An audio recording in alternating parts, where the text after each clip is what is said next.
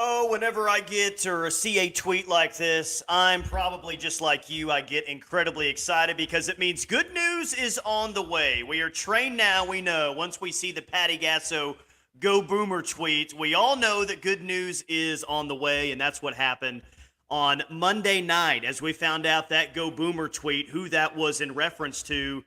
I mean, really just a few minutes after that. And boy, Malaya Maham-Finch, come on down to the 2026 class. The number 10 overall pitcher in the 2026 class, according to Perfect Game. The number 25 overall player in this class, according to Perfect Game. Malaya Maham-Finch, though, you notice that last name, Finch, and it's like, wait. Can it be? Is there any chance? And yes, there is a chance. Malaya Maham-Finch is related to former Team USA star Jennie Finch. That is her aunt. And that immediately gets you excited, and it immediately got me excited because you think of the instant respect that you have for a player and a pitcher like Jennie Finch. And, I was kind of thinking back to when I first started watching college softball. It's like, man, Jennie Finch is one of the first college softball players that I remember watching in Oklahoma City. Remember watching her dominate out in the Pac-12 and how good and how special she was. And, to have someone of that bloodline now committed to your class is obviously exciting, right? So you get excited about the potential. You get excited about, well, what can Jennie help teach her along the way? What she has helped teach Malaya already, but what she will continue to teach her moving forward. And obviously, Malaya is going to be, with Jen Rocha, the best pitching coach in all of college softball. But to maybe see Jennie Finch around Love's Field is going to be pretty cool. Just the immediate respect that she has, and still today with her knowledge of college and professional and Olympic softball, really a good get. Really a good get. And a lot of times when it comes to recruiting, and not so much OU softball, because if Patty identifies someone that she really wants in a recruiting class, well, you know that she's going to be a heck of a player. But when it comes to recruiting in other sports, say football, you can often tell, like, okay, well, here's what the star says, but what do the offers say? What do the coaches handing out the offers really have to say about this player? And again, it doesn't translate so much to softball because if OU's offering someone, especially a pitcher, then that player is special. But Malaya had an OU offer. Malaya had a UCLA offer. California kid getting a UCLA offer, that's a big deal. Malaya had a Florida State offer. A California kid with a Florida State offer. FSU was willing to go to the West Coast to try and get her. So you just kind of see by the offers just how special of a player that she is. And again, like I said, number 25 overall player in the country, according to Softball America, the number 10 pitcher in the class. And you just get really excited about the upside, right? And, she put out her thing on Instagram last night and extremely grateful to announce her verbal commitment to the University of her Oklahoma career. You can see it all right there. And she gives a lot of thanks, including her summer coach and softball coaches out there, which is really cool. And, been researching her over the past 24 hours. Seems like a really good kid. And not that Patty Gasso recruits any bad kids or anything, but Malaya really seems like a good kid, good head on her shoulders. And what I love, too, is, well, of course, Malaya likes softball, and maybe it even makes a lot of sense that she's really good at it because Jennie Finch is in the family. Well, apparently, according to some interviews that I was watching, that's how she first fell in love with the game, is because of old Aunt Jennie. Aunt Jennie is the reason why Malaya initially fell in love with the game. And so that's cool, right, is that you have a figure like that in the family, and she really just went after it. She went after it. Now she's going to be a pitcher. If she ends up signing, and I don't feel like, especially with OU, we see a whole lot of decommitments when it comes to softball commits. It's not like football or basketball or anything as much. But it just you get excited about the potential and excited about what she could be in the 2026 class, especially when you look at numbers like this: 67.3 miles per hour, and that was a post that she had in December of 2023. So that was like 9 months ago. So, that's pretty good, right? Like, at this young of an age, Malaya's already throwing over 67 miles per hour. I mean, that's some serious heat. So you got to think to yourself and you got to wonder, well, how hard is she going to throw when she gets to OU? And how hard is she going to throw when she gets, some months and a year or two under Jen Rocha. And that's why I'm really talking about the upside here. Like, clearly OU saw something, UCLA, Florida State, a lot of other schools across the country. There was more to like than just the last name Finch. Like, the more that I've looked at it, Malaya didn't get this commit. She didn't get this offer, and OU didn't accept this commit because, oh yeah, it'd be cool if Jennie Finch's niece was running around here and playing softball. I don't think OU operates like that, right? I think that Malaya got the offer and OU accepted the commit because she's really, really good, and she has a lot of high upside. And if she's anything like Aunt Jennie, then boy, wouldn't that be exciting? Because we know how amazing she was, again, at Arizona, and of course with Team USA as well. But yeah, and hey, the state of California pipeline continues, guys. I mean, I don't think that well is going to dry up anytime soon. Of course, you've got connections with Patty on the West Coast. I think that does and has helped for a very long time. But when you're the premier program right now, they'll come from anywhere. They'll come from the state of California. They'll come from the state of Oklahoma. Wherever you want to go get a player, you can go get a player at this point via the transfer portal, high school recruiting, or whatever. But it's pretty obvious, and it's been obvious for a long time, that OU wants to stay very, very active in the state of California. And I think that that's very smart. And you just have such an incredible pitch to these kids from the state of California. It's not only does Patty have, familiarity with the area and have a history with the area, but like, look how many great Californians have come to OU and had a fantastic career. And if I miss any of these like players that I'm not thinking of, drop them in the comments, because there are so many players from California that OU's had over the years that have ended up being legends, right? I mean, like, just legends. You've got, of course, Lauren Chamberlain. You've got Big Play Shea that's from California. You have, I believe, Destiny Martinez was from California. You have Tiare Jennings from California. I mean, I could go on and on and on. And if you guys drop more California players in there, I'll read more and more of those. But just to kind of make the point here is that you can show these kids that, hey, yeah, I know it's a couple of time zones away, and I know it may be a little bit of a culture shock once you get to Norman, but look at what some of these players have done leaving the West Coast to come play for the premier program in the country. I mean, you're going to be a sensation locally, but look what they've turned into nationally as well, and how many times they got to play in Oklahoma City, how many times they won a national championship. I mean, at this point, the program sells itself. And I'm not saying that Patty can't evaluate and Jen Rocha and JT Gasso can't evaluate, because I know they can. But at this point, yeah, the program in some ways kind of sells itself because of how much success they've had. Kinsey Hansen, fantastic one. Fantastic one from, Norco, right? It's just great. It's almost, how OU Texas, with OU football recruiting, how they've done such a great job in Texas over the years.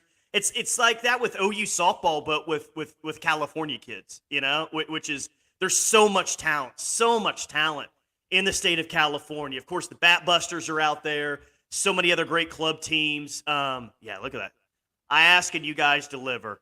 Ella Parker, Riley Boone, Alyssa Brito. Here's another Ella Parker here.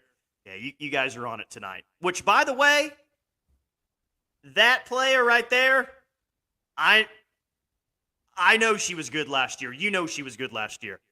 But I got a video coming out very soon that I have not done a good enough job of giving her flowers for how good she was last year. I mean, when we really dive into the numbers soon on what she did last year as a true freshman, guys,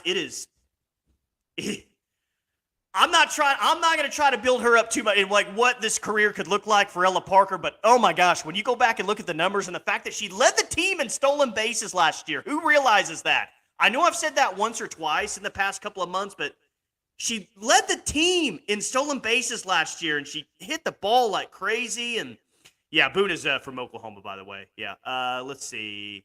Ricketts ×2, Nicole May. Look at that. California kids. We had the niece of the Dodgers manager and now Jennie Finch. That's impressive DNA. Yeah, Dave Roberts, of course, related to Ella Parker, and now the niece of Jennie Finch. So back to Malaya. Though, again, the pipeline in the state of California is alive and well. I guess that was really the point there. They're just doing a fantastic job in recruiting. Doing a fantastic job in recruiting once again. Malaya can hit. I think a lot of these girls that also pitch in high school, I think that she's recruited just as a pitcher. I honestly don't know if she's going to hit or not at OU, but it seems to me like where she's going to be best when she gets to OU is a pitcher with a whole lot of velocity that can do some different things in the circle. Again, the number 10 pitcher in the country, in the class, according to Softball American. Hey, maybe that changes.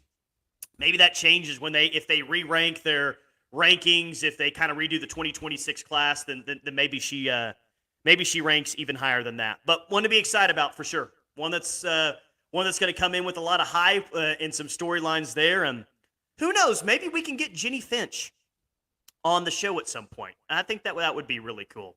Look at that. Forever my girl. So incredibly proud of you. Love to see that from Aunt Jennie. And then, Jennie Finch replying to Patty Gasso with the boomer tweets. I got to tell you, I love to see that. That made me happen last night. LP5 plus KP7 equals 5, Pete. Let's go. Players who can do both. Wow, the amount of work they have to do in balance between the two, I could never. Great point, Corinna. I mean, seriously, I don't think that we take any of these players for granted, but it is so hard. It's so hard to be good in the circle. It's so hard to hit rise balls and fastballs and curve balls and everything else at the plate, and to be able to do both of those things at a high level. It's why I have Kalani Ricketts in my OU Mount Rushmore of all time.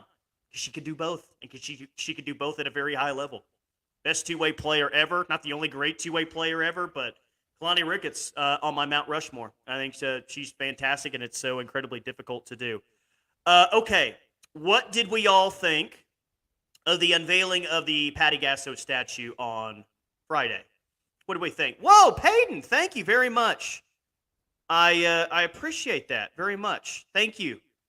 Great on KREF, great with OU football postgame, great with OU softball. You played on the same front line of OU softball. Great job, but setting the standard. Peyton, here, I'm gonna salute you. Thank you. Thank you very much. Appreciate you very much. Just know that is very appreciated. Seriously, I really do appreciate that. I mean, I just do this for fun, honestly.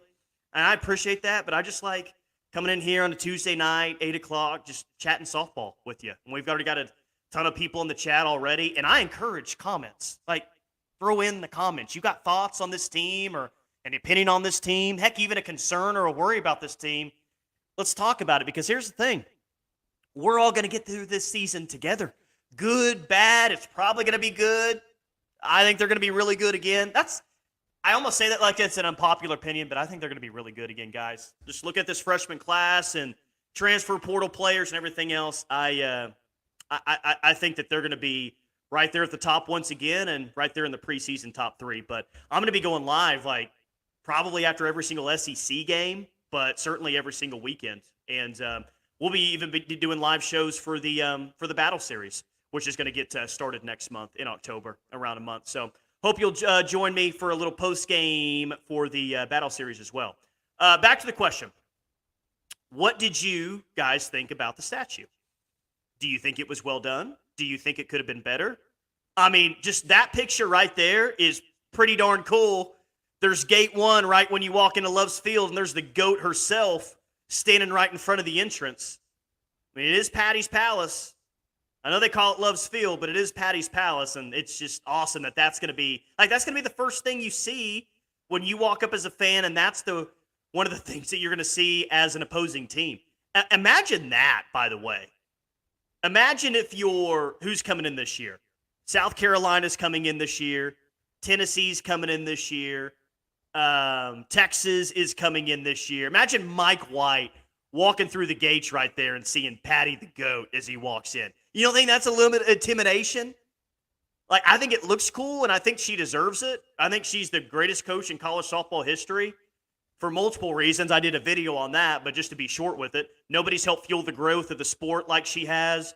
The winning percentage, the national championships, the fact that she did it in the pre-NIL era. She's done it in the post-NIL era, transfer portal, all that. She's won in every single era. but she's led the growth of the sport. Like, she deserves that because she's the greatest coach in softball history. I just love, like, the intimidation factor that comes with that.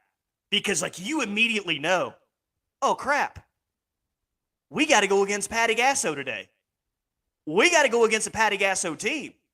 I know they're going to be good. I know they're going to be tough. I know they're not going to give it to us. So I didn't think about that, honestly, until just now. But is there a bigger intimidation factor or anything that you could do to intimidate an opposing team more than stick a giant statue of Patty Gasso right up front while they're walking in? Yeah, I think that's sweet. Home field advantage, home field playing advantage at its nicest, just adding to the game/fan experience. Yeah, how many photos are going to be taken in front of that statue? How many photos have already been taken in front of that statue? Because I know there were a lot of people at the ceremony on Friday, but you know some people took the family, took their kids, took their significant other on Saturday or Sunday or early this week just to get a glimpse of the statue and take a photo by it. Heck, I'll do that at some point. I might do it on Saturday before the Tennessee game. I drove by it on Friday after the radio show. Looked awesome. So she deserves it, man. And it's one thing to get a statue. It's one thing to get a statue. Clearly, it means you're a legend. It's a completely different thing to get a statue while you're still coaching. You know? Like, to get a statue while you're still coaching, you really got to be a legend. And her nickname is the GOAT, so I think that says it all. It's great. And yes, Peyton, it's a great point. I like how she explained it. Her hand waiting for her players after they succeeded. It's about them. Yeah, give them a high five. Give her that high five as you walk in. Of course, she said the right things and the perfect things and gave credit to the right people. Of course she did, because she's humble. She's a Christian. Like, she just goes about everything perfectly. And if you didn't watch that video from last week about me rattling off all the reasons why I think Patty Gasso's the GOAT. Like, here's another big one, too. Like, Georgia right now is a football program. Do they have it going right now? Yes. But what's been a big storyline with Georgia football over the past several months? A lot of off-season arrest, you know? And kids make mistakes. It happens. It doesn't mean they're bad people. But as a Georgia fan, like, you continue to see more and more arrests, and it gets more and more concerning. Like, what's going on out there? And a lot of other programs, not in just college football, but a lot of programs in other sports, you see arrests, you see things that happen, like, just not great storylines or great things that are happening.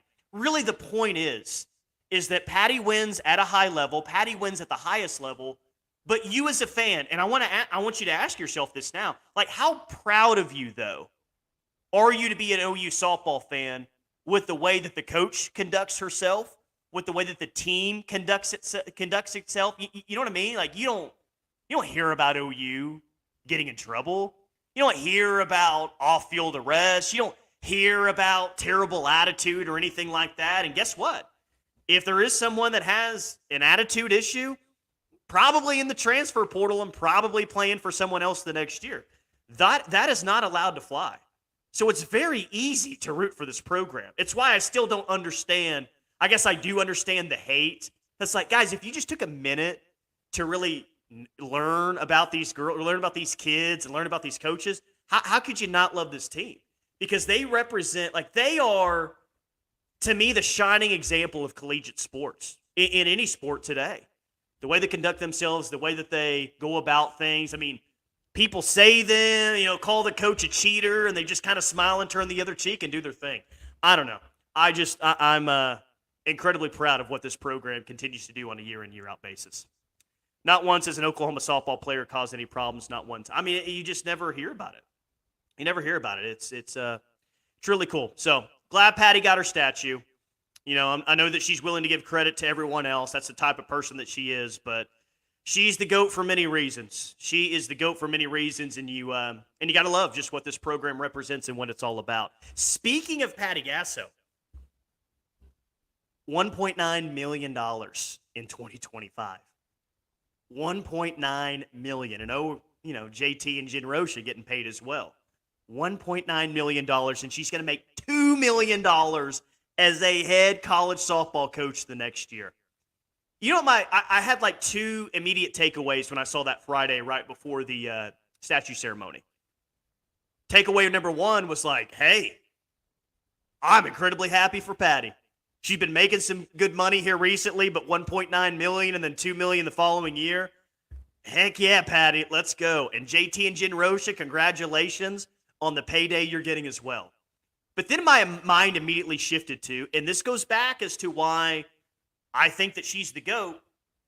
You know, like she's not the only college softball coach being paid well right now. She's the only softball coach making $1.9 million and soon to be $2 million. But think of where you have to be as a college softball program to be able to pay your coach $2 million, right? Because there's a lot of programs out there that sure they win a lot and they win a lot of national championships and they do great things, but their sport just doesn't generate enough revenue to pay the head coach and the assistant coaches like OU is paying Patty Gasso and her staff. That tells you that this program is able to generate money when historically that hasn't always been the case for college softball. But Oklahoma's doing it.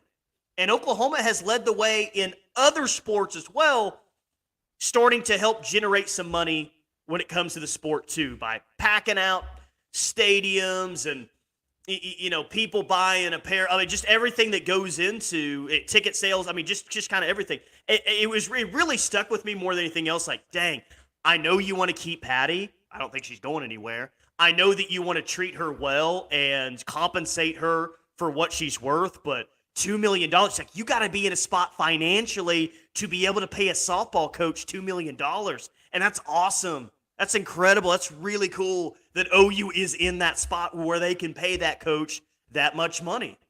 I think it's great. And I don't know when the next coach is going to make $2 million. I don't know when that is.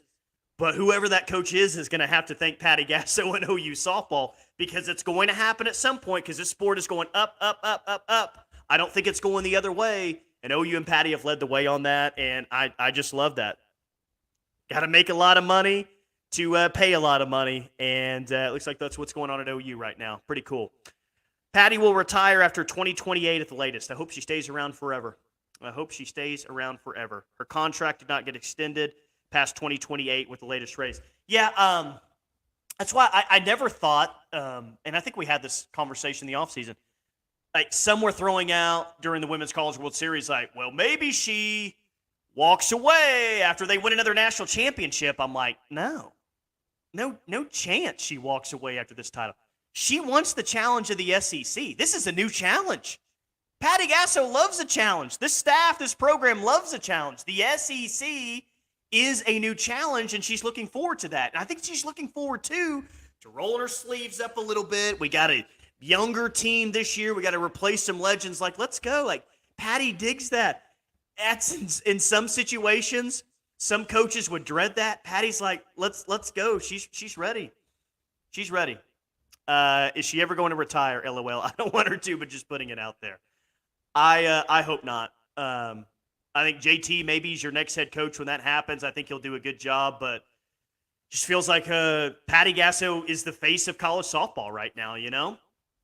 Like in other sports where, you know, maybe you felt like Nick Saban was the face of college softball or college football. Like Patty's the face of the sport. She has been for some time, and she will continue to be moving forward. Just a big fan of her. Corinna says, what do we think about the SEC schedule and pre-conference as well? I did a video on that last week too, but we can talk about it here. They opened with South Carolina at home.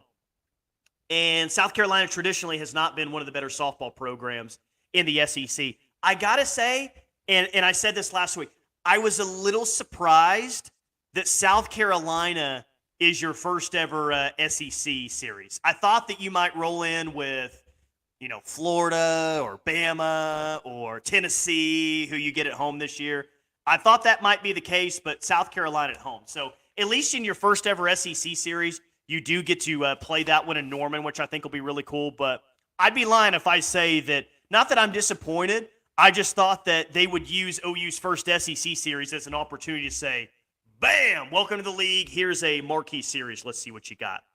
But, yeah, it's a tough SEC slate, and that doesn't surprise me or anyone else. What you are You're at Florida, at Alabama. We had heard that this offseason. That ended up being true. At Arkansas early in the year as well. It's a pretty tough schedule. Tennessee and Texas are the two marquee series games to me. I think that Tennessee series is going to be a lot of fun.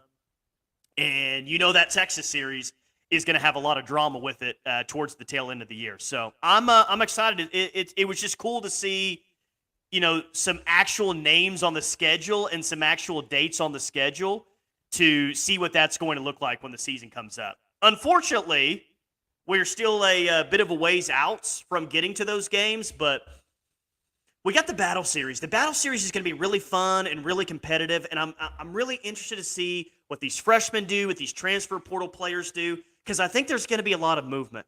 I really do. Like, is Ilana Agbayani, is she going to play short? Might she play third? Nellie McEnroe, Nellie McEnroe Marinas, I really like her. Is she going to be your third baseman? Maya Bland, I think she's incredibly fast and incredibly athletic. Is she going to be that spot that Riley Boone was at last year? I want to see Abby Dayton for the first time. I want to see these pitchers for the first time. Kirsten Deal, what does she look like? Isabella Emmerling, what does she look behind the plate? Who are your options at catcher? I mean, there's just, I want to see Ella Parker play softball again and see her hit it off the scoreboard like Brian is predicting that she's going to do. There's just a lot with the Battle Series that's coming up. And they haven't released an exact date yet. In fact, I'll look on Soonersports.com real quick, and maybe they've put the dates on there without actually announcing them. But we're normally looking at October, like early to mid October or so for the start of that. So I would say that we're maybe a little less than a month out. But they are practicing right now, and we've seen that in the photos that they are practicing. But no, they have not released a Battle Series schedule just yet. And to quickly run down that SEC schedule, they go South Carolina at home, March 7th through the 9th.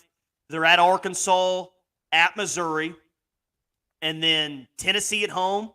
So there's your first four conference series. South Carolina at home, then you go at Arkansas, at Missouri, and then Tennessee at home. And then the back half of it is at Alabama and Tuscaloosa, Mississippi State and Texas back-to-back at home, and then at Florida. So, challenging SEC schedule. You know what I say? Bring it on. Bring it on. I'm not – who's scared of a strong schedule? You think OU softball is scared of a strong schedule? I want that with the younger team. I want this team to get in some tough situations and maybe take its lumps a little bit. Like, that's how you get better. That's how you get better. That's how this team's going to – this team's not going to get better this year just by cruising through a crap conference or anything like that. No, they're going to get better by going on the road to an Arkansas fan base in front of that crowd that really wants to beat you, in front of Missouri, in front of all those other fan bases on the road and at home as well. You got a giant target on your back. Bring it. Let's go. OU's never been scared of a challenge. Ain't scared of a challenge now. I can't wait for the SEC slate. I can't wait to see what this team's got. Yes, the Battle Series will be exciting. Cannot wait. Same here, Teresa. Michelle Gascoigne was a California girl. Yeah, I believe she's still at Northwestern coaching. She's really cool. Krita says, I think that they throw everyone for a loop and throw Kinsey behind the plate and TR at short again for one more game. Totally throw the other team for a loop. That would be funny. I mean, I would laugh, and then I'd be like, all right, let's watch some softball. This is what they're throwing out at us. That'd be a cool Battle Series game. Like a Legends game. Like if they brought back a team full of legends and had them play the current team in the Battle Series. If you talk about selling some tickets, if you had a game this year where, all right, the current team, and maybe you get an early glimpse of what your starting lineup could be like. Kinsey's behind the plate. You could have Tiare at short or second, wherever she wants to play. Burrito's maybe hanging around. You could have her out at third base. Kelly Maxwell, who was fantastic this summer with Team USA. Hey, Kelly, you want to come pitch a game against our team? Put her in the circle. Jada out in center. Kalani's around. Maybe Kalani can play first base or pitch as well. Like, that would be... OU, if you're listening, I know you don't need help selling tickets. You can sell tickets all by yourself. That comes very, very easily for you. But a Legends game where you play like with the current team in one of those, that would be... I would pay a lot of money to go to that. And then have like a home run derby the night before, because the Spark had a home run derby. And surprise, surprise, I believe Jocelyn Allo won that. Get Jossie back as well. OKC Spark versus OU. That's good. That's a good idea. Could Allo homer off Maxwell in just 3 pitches, says Cherokee Sooner. What's up, Cherokee Sooner? I'll say this. The way that Maxwell pitched this summer, the way that Maxwell pitched from the UCLA game to like current, there are not very many players homering off Kelly Maxwell, but we are talking about the greatest hitter in college softball history, so I still might give the edge to Jocelyn Allo there. Yeah, Maxwell is playing in Japan's Pro League. Oh, sure, I totally missed that. I need to check up and see how she's doing. Good on that. I need to watch her. Konnichiwa from Japan, Boomer Sooner baby. Hey, hello from Japan. You can go check out Kelly Maxwell play, huh? Let us know. Give us a scouting report on how Kelly's doing out there. That'll be fun. But yeah, happy for Patty. Malaya Majam-Finch is your newest commit in the 2026 class, which, by the way, I believe it is Malaya. I looked at some past interviews with her, and they said Malaya, so I think it is Malaya. Number 25 overall player, number 10 pitcher in the country, according to Softball America. She's got some velo. She's the niece of Jennie Finch, and that immediately gets you excited because some fascinating bloodline there, and a lot of upside. A lot of upside for sure. All right, appreciate you guys as always. Maybe we'll do like a weekly chat here once a week, or at least once a week, talking about OU softball, even in the offseason. Who says no to that, right? We can look at some recruiting, kind of look ahead. Again, I'm going to have a video coming out very shortly. I've already done an entire video on all the true freshmen. I've done an entire video on all the transfer portal players. Now I have a video coming out very soon on all of the returning players. And I do think that there's a sense, maybe nationally, maybe I'm wrong about this, maybe I'm making this up, that OU just isn't returning a lot from last year. I don't know. They're not returning what they did last year. That's not what I'm saying. I just, when I really looked at Cassidy Pickering's season by the numbers, when I really looked at Ella Parker's season by the numbers, when I looked at Sid Sanders and when she's been at her best, and maybe not been in a slump, but she's really hitting well in her career, I really start to like what they bring back. I mean, just that, not even what they bring in, just to separate that, what they bring back. Like, if Sid Sanders can be consistent, guys, she mashed softball. I think she's really good if she can be consistent. I think you got 2 freshmen coming back that are stars. I think Nellie McEnroe-Moranis is kind of the wild card, though. I really do. We didn't get to see a lot of her last year. I think she can hammer the ball. I think she's got a good glove. I think that she has got a really strong arm. I'm going to guess that she's your starting third baseman. We'll get a better idea about that during the battle series. But got a lot to talk about this offseason. Excited to do it with all of you moving forward. Again, and I sincerely appreciate this, Peyton. Thank you for the super chat. That really means a lot. And the kind words as well. The kind words actually mean more than the super chat. So thank you for saying those as well. We'll talk to you very soon. Like and subscribe to the channel if you haven't already. Patty Gasso is going to make $1.9 million this year. It's excellent. And they continue to do big things on the recruiting trail. We'll talk to you later this week.